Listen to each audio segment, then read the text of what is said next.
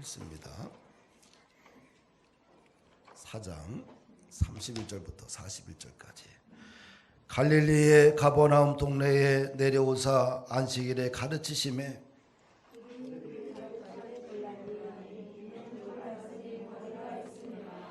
회당에 더러운 귀신 들린 사람이 있어 크게 소리질러 이르되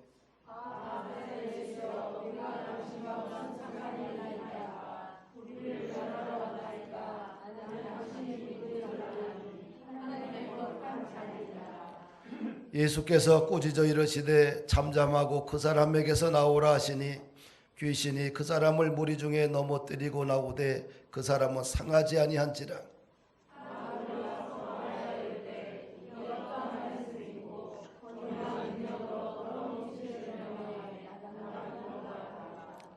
이에 예수의 소문이 그 근처 사방에 퍼지니라.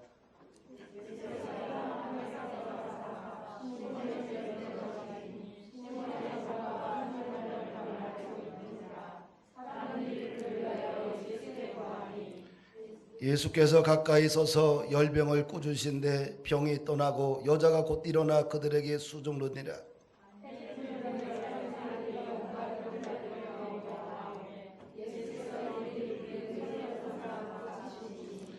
여러 사람에게서 귀신들이 나가며 소리질러 이르되 당신은 하나님의 아들이시니이다. 예수께서 꾸짖으사 그들이 말함을 허락하지 아니하시니 이는 자기를 그리스도인 줄 알미로라. 아멘. 안식일에 예수님이 회당에서 말씀을 전하는데 그 말씀이 얼마나 권세가 있고 능력이 있는지 사람들이 다 놀라는 것을 보게 돼요. 그리고 말씀을 전한 후에 귀신 들린 사람의 병을 치료합니다. 그리고 나서 베드로가 예수님과 주의 제자들을 자기의 집으로 모셔요. 그리고 와봤더니 자신의 장모, 베드로의 장모께서 열병에 누워있는 것을 보시고 예수님이 그 병을 치료해 주시고, 그래서 베드로의 가정이 뭐가예요? 하나님의 은혜가 깃든 그런 사건이 오늘 중심입니다. 가정 참 중요하지요. 5월은 특별히 가정의 달로 우리가 지키고 있는데요. 또 1년 중에 5월 한 달만큼은 가정을 다시 좀 돌아보고 무너진 부분, 다시 세워야 될 부분, 또 그런 것들을 함께 의논하며 기도하며 세워가는 달이 5월입니다. 이 가정에 대한 정의들이 참 많아요. 어떤 분은 가정을 이렇게 정의를 내렸어요. 가정이란 우리가 최고의 대우를 받는 장소이며 동시에 가장 많은 불평을 늘어놓는 것이다. 로버트 프로스트라는 미국의 시인은 가정을 이렇게 정의를 해요. 당신이 돌아갈 수밖에 없고 당신을 마땅히 받아들이는 장소이다. 또 영국의 수필가 사무엘 존슨은 가정이란 당신이 병들었을 때 보살펴주는 곳이며 당신이 죽을 때 그리워하는 곳이며 당신이 살아있는 동안 당신을 사랑해주는 곳이다. 한마디로 가정은 뭐예요? 소중한 곳이다. 이렇게 간단하게 정의를 할 수 있겠지요. 내가 돌아갈 수 있는 가정이 있다는 것은 축복입니다. 내가 다닐 수 있는 교회가 있다는 것 축복이에요. 할렐루야. 내가 죽음 후에 갈 수 있는 천국이 있다는 것 얼마나 큰 축복인지 모릅니다. 가정은 하나님이 인간에게 주신 최고의 선물입니다. 그래서 가정을 통해서 하나님이 하나님의 은혜와 기적을 또 하나님의 능력을 부어주기를 원하십니다. 이것이 하나님의 뜻입니다. 오늘 본문에 보면 베드로의 장모가 열병에 걸렸어요. 그리고 치유받았습니다. 얼마나 기쁘겠어요. 얼마나 큰 은혜가 임했어요. 어떻게 해서 이 가정에 이런 은혜가 흘렀는지를 살펴보면서 우리의 가정도 그런 은혜와 기적에 충만한 곳이 되기를 좀 소망하는 시간 되기를 원합니다. 첫째로 하나님의 은혜와 기적이 베드로 가정에 일어났는데 예수님을 가정으로 초대한 것을 보게 돼요. 예배가 끝나고 베드로가 예수님과 주의 제자들을 가정으로 초대하지요. 왜 초대했을까요? 성경에는 기록되어 있지 않지만 식사하려고, 밥 대접하려고. 그렇죠? 그 당시 자연스러운 풍습이고 오늘날도 자연스러운 풍습이죠. 이 가정의 가장 중요한 기능 중에 하나는 뭐예요? 밥을 함께 먹는 거예요. 밥을 먹다 보면 은혜와 기적이 그 가정 속에 흘러가지 않겠는가. 할렐루야. 예수님은 사람들과 어울리며 식사하는 것을 아주 좋아하셨어요. 그래서 예수님을 비난하는 사람들이 예수님을 뭐라고 비난했냐면 먹기를 탐하고 포도주를 즐기는 자다, 이렇게 비난을 했어요. 근데 예수님이 먹기를 탐하고 포도주를 즐기는 사람일까요? 그게 아니라 그 밥상 공동체를 통해서 사람들에게 하나님의 나라를 전하고 하나님의 뜻을 전하고 하나님의 은혜를 나누기 위해서였지요. 예수님이 특별히 제자들에게 가르쳐 준 것 중에 하나가 뭐냐면 밥상 공동체였어요. 부활하신 예수님이 이제 갈릴리 바다로 제자들을 만나러 갑니다. 그들이 밤새도록 고기를 잡았는데 허기졌잖아요. 그래서 조반을 준비하고 제자들에게 밥을 먹입니다. 그리고 둘째로 하신 일이 밥을 먹이신 후에 제자들에게 사명을 회복시켜 주지요. 요한의 아들 시몬아, 내가 이 사람들보다 나를 더 사랑하느냐? 그 주님 그러합니다. 내가 주님을 사랑하는 줄 주님께서 아십니다. 내 어린 양을 먹이라. 하여튼간 밥을 먹인 후에 그 다음에 그 제자들에게 사명을 주신 것을 보게 돼요. 이 초대교회 성도들도 예배를 드리고 나서 꼭 함께 애찬을 나누는 것을 보게 돼요. 그 예수님의 정신을 초대교회 성도들도 이어간 것을 봅니다. 사도행전 2장 46절 47절 보니까 날마다 마음을 같이하여 성전에 모이기를 힘쓰고 집에서 뭘 떼요? 떡을 떼며 기쁨과 순전한 마음으로 음식을 먹고 하나님을 찬미하며 또 온 백성에게 칭송을 받으니 주께서 구원받는 사람을 더하게 하시더라. 성전에서 모이기를 힘쓰고 그 다음에 각 집에서 뭐예요? 떡을 떼며 또 음식을 먹고 하나님을 찬양하고. 할렐루야. 이 밥상 공동체는 누가 만들었어요? 예수님이 만든 거예요. 이 한국교회나 디아스포라 한인교회들이 잘하는 것이 뭐예요? 밥상 공동체예요. 예배를 드리고 나서 밥을 함께 애찬식을 나눕니다.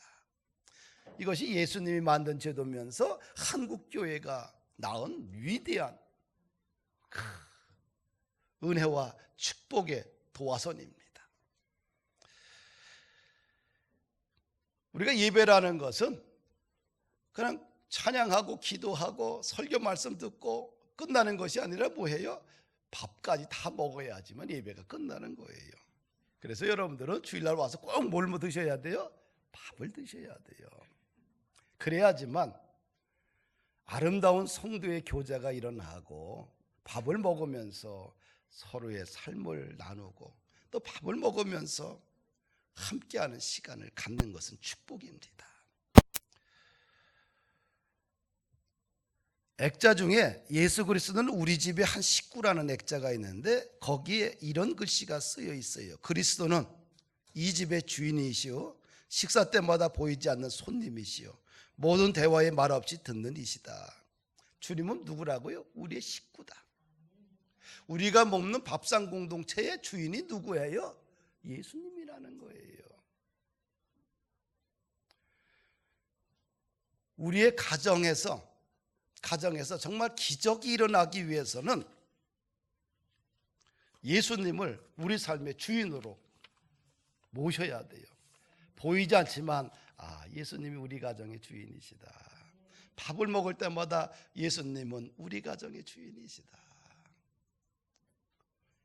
그래서 예수님이 여러분들의 가정 속에 주인으로서 여러분들의 가정을 확 지배하고, 그래 그 밥상이 겸손한 밥상이고, 그 밥상이 아름다운 밥상이고, 주님과 교제하는 밥상 공동체가 좀 되기를.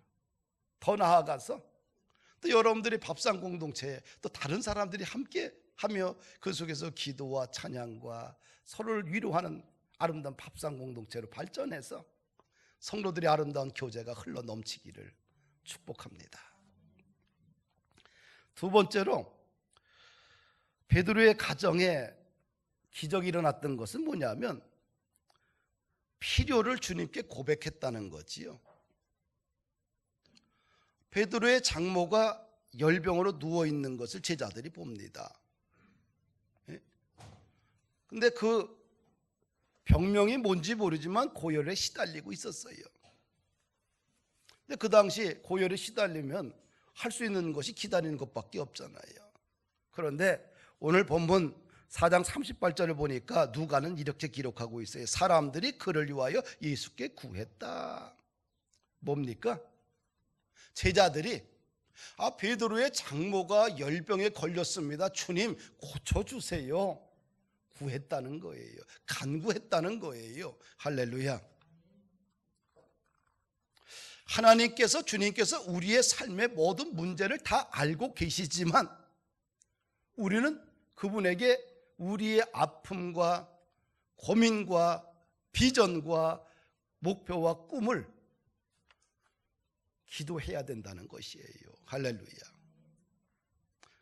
기도를 통해서 하나님께서는 하늘의 능력과 은혜를 공급해 주십니다.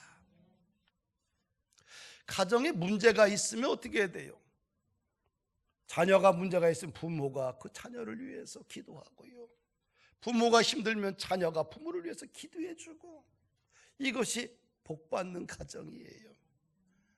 부모가 힘들어도 자녀들은 자기 살 생각만 하고 아무런 관심이 없어요. 자식이 고민이 있어도 부모가 기도도 안 해. 그런 가정은 은혜가 흘리지 않고 메말라 버리겠지요. 서로 중보하고 서로를 위해서 기도하고 이런 것들이 유기적으로 돌아가는 가정 속에 뭐에 하나님의 은혜와 기적이 깃든다는 거예요. 할렐루야. 그냥 가정에서는 열심히 서로를 위해서 간구하고 기도해 줘야 돼요. 오늘날 교회의 전도와 선교가 이 코로나로 인해서 완전히 막혔구나. 다른 데서 확진자들이 생겨도 가만히 있는데 교회에서 만약에 확진자가 하나 나왔다고 한다면 SNS에 도배를 해요. 정말 끔찍할 정도로 심각한 험담을 합니다. 여러분들은 그 글들 잘 안 읽지? 댓글들. 나는 좀 잘 읽어요.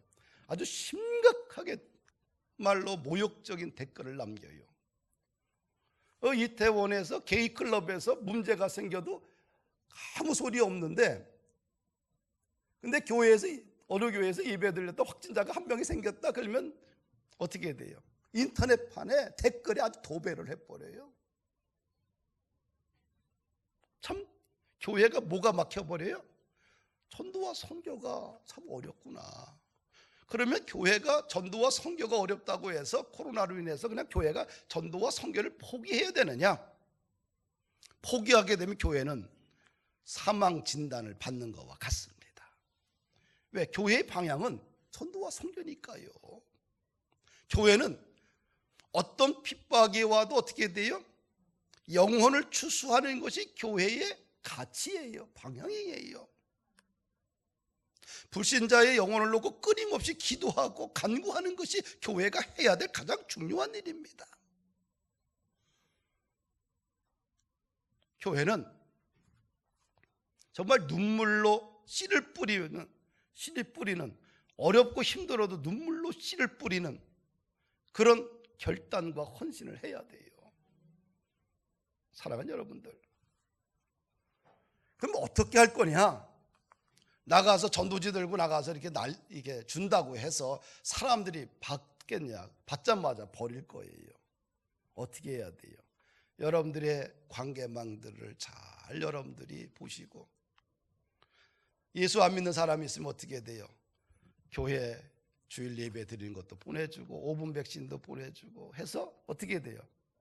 그냥 뜬금없이 보내주고 나면 어떻게 돼요? 이 사람이 왜 보냈어? 이렇게 하지만 어떻게, 서로가 관계망이 열려 있으면 그냥 한 번, 두 번, 세 번, 네 번 주는 것을 받다 보다 보면 어떻게 돼요? 익숙해지기 시작을 해요. 할렐루야. 오히려 21세기는 굉장히 전도하기 쉬워졌다. 지금은 비대면 사회가 됐습니다. 악수의 종말이 찾아왔어요. 옛날에는 허그를 했어야 돼요. 손을 꽉 잡고 악수를 해야지만 서로 친밀감을 나눴어요. 근데 지금은 왜 갑자기 코로나 바이러스로 인해서 비대면 사회가 됐어요. 그러면서 영상으로 모든 관계를 이어가고 있어요. 교육도 그렇고요. 사회가 많이 바뀌었지요. 그러면 어떻게 돼요? 오늘날 더 전도하기 쉽다. 왜? 사람들은 영상에 익숙하기 때문에 그래요. 그래서 여러분들이 최소한 전도 대상자를 쫙 놓고서 그냥 영상을 보내줘야 돼요. 보내주고 가끔씩 만나서 안부 전화도 좀 하고 밥도 사주고 차도 사주고 또 여러분들이 선물도 사주고. 이 전도라는 것은 관계의 선로망을 통해서 흘러가게 돼 있어요. 기차는 뭐예요? 선로를 따라가는 거예요. 근데 이 선로는 무슨 선로예요? 관계의 선로를 따라서 사랑이 흘러가고, 사랑이 흘러가는 곳에 전도와 선교가 일어나요. 어쩌면 오늘날 더 전도하기가 쉬워졌다. 왜? 사람들이 더 어려워졌고 힘들어졌고, 내가 믿었던 삶이 영원히 지속되지 않는다는 것을 현실로 보게 됐어요. 사랑하는 여러분들, 우리가 살면서 우리의 필요를 하나님 앞에 간구한다는 건 축복이에요. 그리고 교회에 나가야 될 방향에 대해서 잃어버리지 않고 오히려 고난의 세월에 더욱 힘든 사람들을 찾아가서 그들을 위로하고 기도해주고 또 영상을 통해서 끊임없이 그들을 주의 나라로 초대하는, 사랑하는 여러분들, 포기하지 아니하고 기도하면 반드시 하나님의 은혜와 기적을 맛볼 수 있습니다. 예수님께서 베드로의 집에 안식일에 손님으로 들어가셨지만 곧바로 그 집의 주인이 되잖아요. 주님은 베드로의 집을 영적으로 장악하는 것을 보게 돼요. 우리가 주님을 주인으로 우리 가정에 모시고 그분을 앞에 우리의 삶의 모든 필요와 비전들을 아뢰고 간구할 때 그분이 우리 가정의 영적인 주인 되시고 우리 가정을 영적으로 팍 장악해 버리게 돼요. 그러면 문제가 해결이 되고 염려와 근심이 날아가고 기쁨이 충만해지는 역사가 일어나게 됩니다. 할렐루야. 세 번째로, 기적이 일어나는 은혜가 깃든 가정이 되기 위해서는 사랑의 터치가 좀 필요해요. 따라합시다. 사랑의 터치가 필요하다. 누가복음 4장 39절에 보니까 예수께서 가까이 가서 열병을 꾸짖으신데 병이 떠나가고 여자가 곧 일어났더라. 그리고 예수님 앞에 수종을 들어요. 또 마태복음 8장 15절에 보면 같은 사건을 또 이렇게 마태는 기사를 쓰고 있어요. 그의 손을 만지시니 열병이 떠나가고 여인이 일어나서 예수께 수종들더라. 예수님의 행동을 보면 사랑의 터치가 있었어요. 열병을 꾸짖으시면서 여인의 베드로의 장모의 손을 만지셨어요. 우리가 손을 만지게 되면 어떻게 돼요? 촉감이 있어요. 그렇죠? 그리고 예수님의 사랑과 긍휼과 따뜻함이 그 장모에게 흘러갔겠지요. 사랑하는 여러분들, 가정 속에 정말 은혜와 기적이 깃들기 위해서는 뭐예요? 사랑의 터치가 좀 필요해요. 부모는 자녀를 안아주고 자녀는 부모를 안아주고, 사랑의 터치. 힘들고 어려울 때 머리에 손을 얹고 축복하고 기도해주고 예수 그리스도의 이름으로 축복해주면 그 사랑의 터치가로 인해서 마음의 모든 상처가 다 씻어지고 마음의 기쁨이 회복되고 다시 일어나 걸을 수 있는 용기를 얻게 되는 거예요. 할렐루야. 세겔이라는 의사가 있는데 이 암 전문의예요. 수술을 했는데 자기 환자들은 다 죽는 거예요.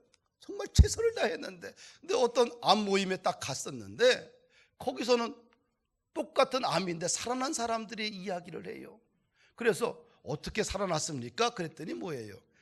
암 치료 과정에서 너무 힘들고 고통스러웠는데 의사와 간호사가 따뜻하게 손을 만져주고 이마를 만져주면서 그냥 축복해주고 다시 용기를 주고 그래서 일어났다는 거예요. 그러면서 이분이 세겔이라는 사람이 무슨 생각을 했냐? 암이라는 것은 치료하는 데 있어서 의과적인 수술만 갖고는 안 되고 심리, 마음의 치료가 중요하구나. 그래서 마음의 치료와 의과적인 수술이 두 가지가 병행되어야 됨을 깨달은 것을 그 책으로 쓴 거예요. 은혜와 기적이 깃들기 위해서는 뭐예요? 사랑의 터치들이 좀 필요해요. 할렐루야. 그냥 살아있을 때만 만질 수가 있어요. 죽으면 못 만져요. 그래서 좀 사랑의 터치가 좀 맞는 그런 가정들이 되기를 축복합니다. 그 다음에 이제 이 사랑의 터치 후에 그 다음에 뭐가 필요하냐? 이 관계를 만들어가는 데 있어서는 대화가 필요해요. 그렇죠? 대화. 사랑의 터치를 하는데 대화가 이게 문제가 생기면 오히려 더 상처를 받아요.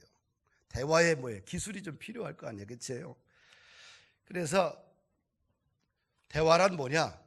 그냥 모든 것이 대화가 아니라 대화는 듣는 것이다. 따라합시다. 대화란 듣는 것이다. 입은 몇 개예요? 귀는. 그래서 듣는 걸 많이 하고 말하는 것을 좀 줄이라는 거예요. 그렇죠? 그래서 사랑의 가정이 되기 위해서는 우리가 뭐예요? 잘 듣는 것. 대화라는 것은 잘 듣는 거예요.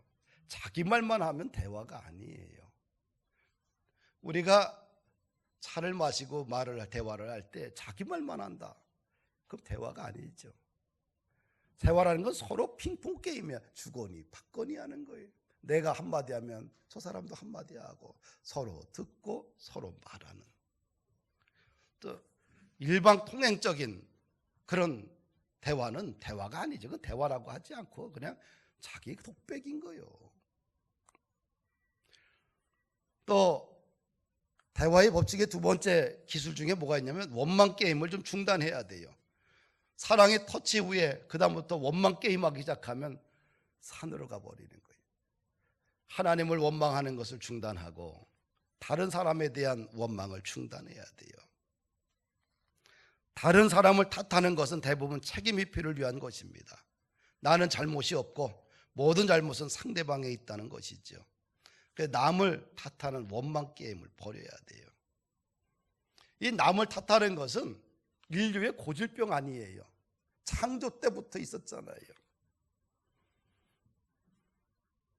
아담이, 하나님께서 아담에게 에덴 동산 중앙에 있는 실과를 따먹으면 따먹는 죄를 짓지 말라고 했는데 따먹었어요. 너 왜 따먹었냐 그랬더니 뭐예요?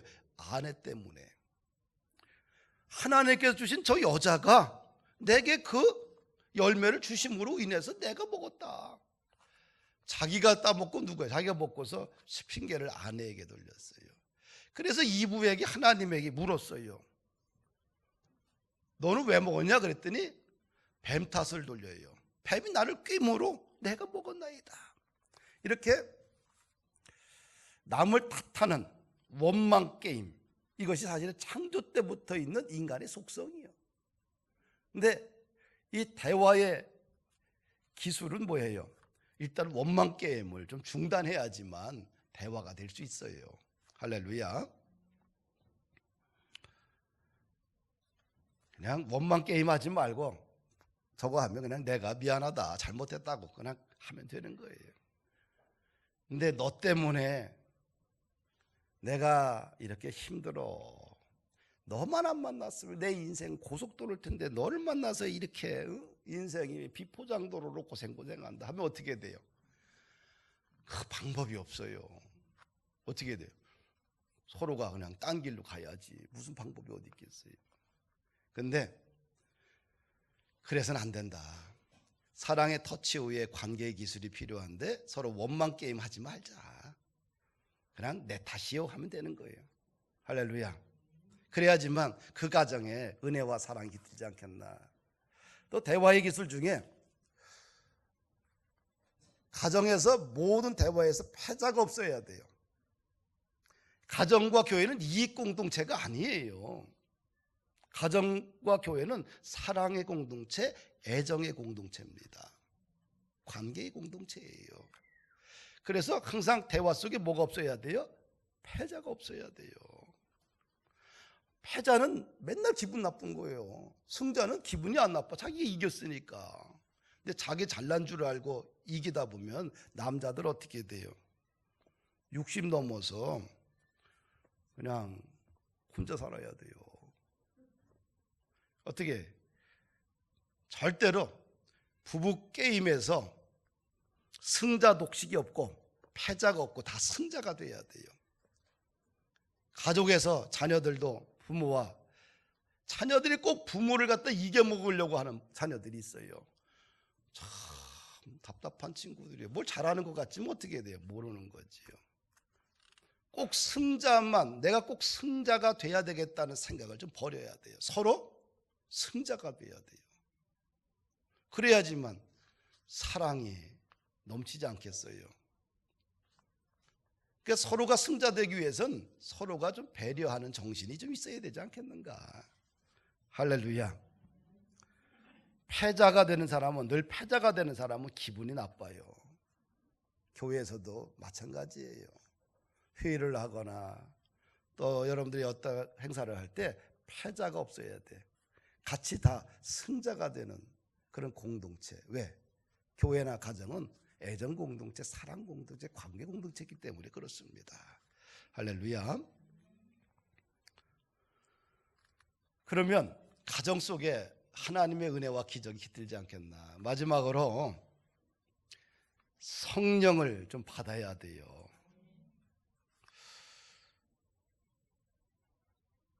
위로부터 내려오는 힘을 공급받아야지만 가정은 힘이 있습니다. 신앙의 집은 오직 말씀과 기도와 성령으로 세워지잖아요. 위로부터 내려오는 힘이 없이 어떻게 가정을 온전하게 지킬 수 있겠어요? 부활하신 예수님이 제자들에게 두 가지를 말씀하셨는데 첫째는 뭐예요? 너희에게 평강이 있을지어다. 염려와 두려움으로 가득 찬 사람들에게 돈이 필요 없어요. 뭐가 필요해요? 마음에 평안이 필요한 거예요. 내 마음이 편안하면 세상이 편안한 거야. 내 마음이 불안하면 세상이 다 불안한 거예요.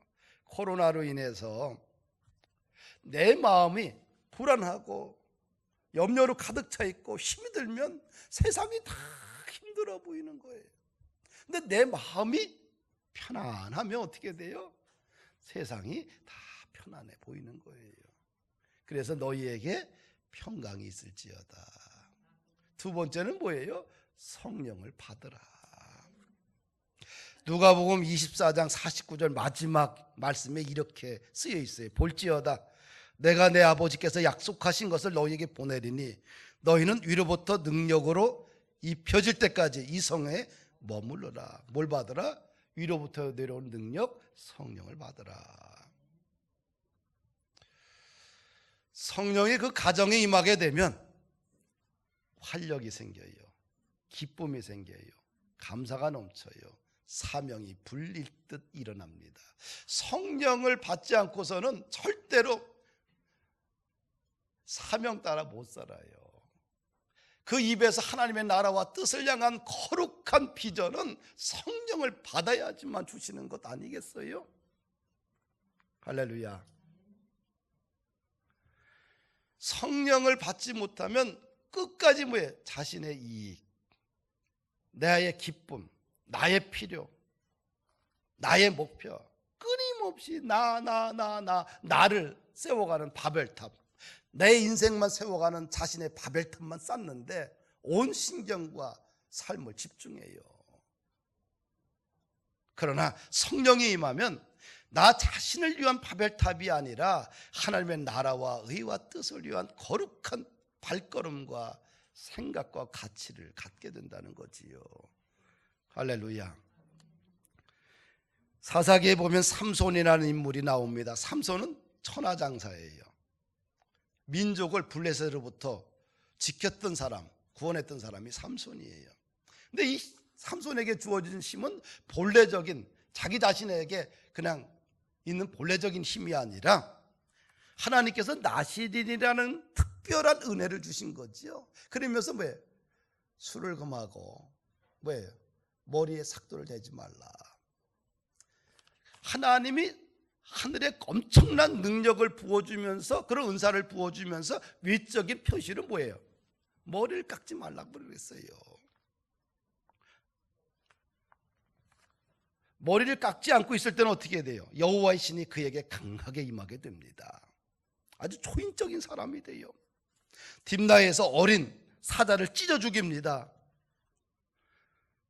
사사기 14장 6절을 보니까 삼손이 여호와의 신에게 크게 감동되어 손에 아무것도 없이도 그 사자를 염소 새끼를 찢음같이 찢었다. 누구의 신이요? 여호와의 신이. 또 사사기 14장 19절 보니까 삼손이 아스글론에서 30명을 쳐 죽여요. 여호와의 신이 삼손에게 크게 임하니. 누구의 신이에요? 여호와의 신. 삼손이 레히엣에서 블레셋 사람들을 쳐 죽이는데 이렇게 기록하고 있어요. 여호와의 신의 권능이 삼손에게 임하매 그 팔의 줄이 불탄 삼과 같아서 그 결박되었던 손에서 떨어진지라. 하나님의 신이 그에게 임할 때는 어떻게 돼요? 천하장사 용사였어요. 그런데 하나님의 말씀을 어기고 자신의 이 힘의 비밀을 드릴라에게 이야기를 해요. 내 머리를 자르게 되면 힘이 사라질 것이다. 머리를 자르고 나니까 어떻게 돼요? 보통 사람으로 바뀌어요. 두 눈이 뽑히고 연자맷돌을 묶여서 도는 처량한 신세가 됩니다. 하나님의 능력, 하나님의 신이 떠나고 나니까 아주 비참한 인생으로 전락거려 버려요. 능력을 다 상실해 버려요. 만약에 성령님이 우리의 가정을 떠나게 되면 이렇게 비참해지지 않겠는가? 사랑하는 여러분들, 성령님이 만약에 우리의 가정을 떠나고 내 인생을 떠나게 되면 삼손처럼 보통 사람으로 전락하지 않겠는가? 거꾸로 하나님의 신이 내 가정에 임하게 되면 초인적인 능력을 하늘에서 우리에게 주지 않겠는가? 우리의 가정이 비전과 사명으로 날마다 거듭나고 강력하게 세워지기 위해서는 성령님이 충만하게 임재할 때 유지되는 거지요. 성령님이 떠나면 힘이 없는 가정, 나약한 가정, 세상의 모든 원수마귀 사단을 이길 수 없는 가정으로 전락합니다. 성령의 능력을 상실하면 가정은 상계지체로 무너지게 되지요. 성령님이 떠나면 힘이 없고요, 정할 능력도 없고요, 세상을 이길 힘이 없지요. 사랑하는 여러분들,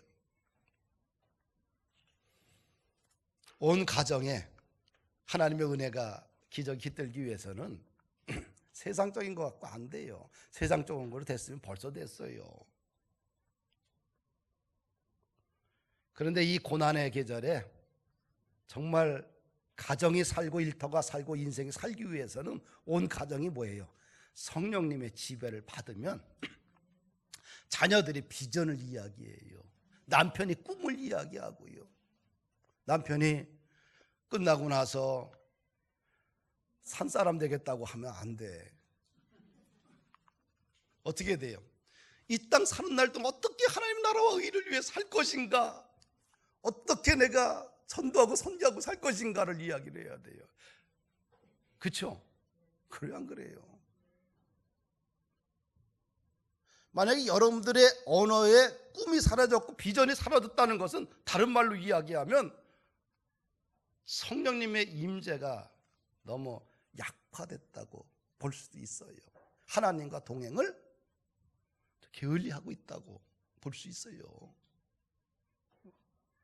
왜? 사람은 마음의 생각을 입으로 자꾸 고백하게 돼요. 그러면 그 언어에 자기 인생이 지배를 당해요. 그러면 그만큼 어떻게 돼요? 인생이 활력 있게 살 수가 없어요. 이 고난의 계절에 정말 은혜와 기적이 깃들기 위해서는 말씀을 마칩니다.